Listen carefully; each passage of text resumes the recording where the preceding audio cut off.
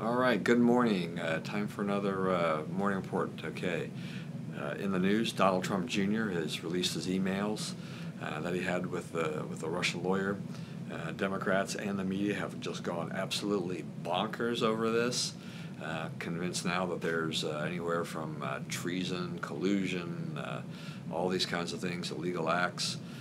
They don't really, it probably opens the door a little bit to more charges, but I mean this is basically until we know a lot more, there's still not enough there to say that the Trump administration, or at least Donald Trump, the candidate, actively pursued this in terms of getting an illegal contribution in essence from the Russians, which is prohibited by federal law, but.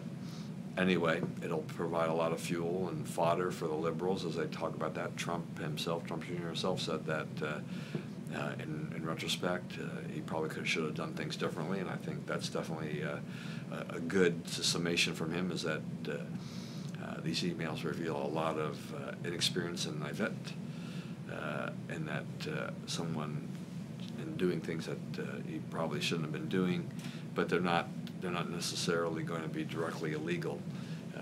If he didn't really get anything for it in return, he didn't pay anybody anything for it, they didn't really contribute anything to his dad's campaign for president.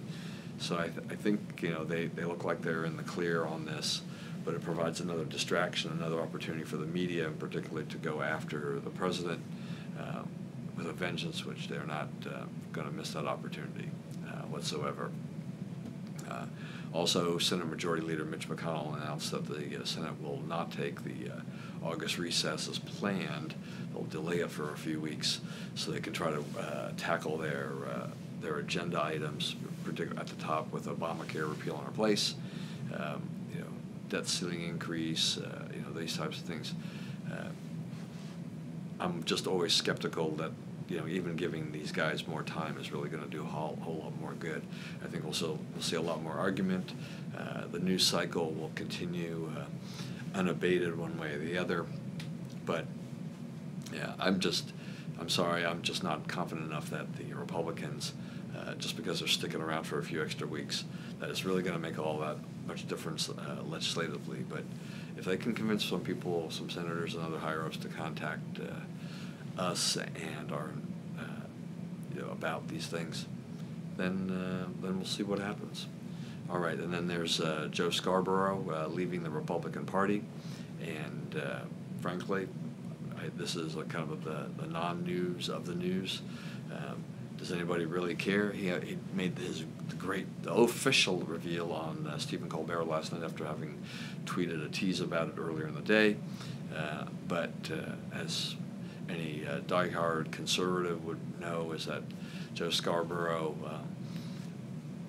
has continued to drift in his political standing within the party over the years, to the point where I'm surprised that he stayed with the GOP this long, considering how anti-Trump he has become, and so now he'll be an independent, and the show will not have his Morning Joe show will definitely not have any pretense of being fair, honest, balanced.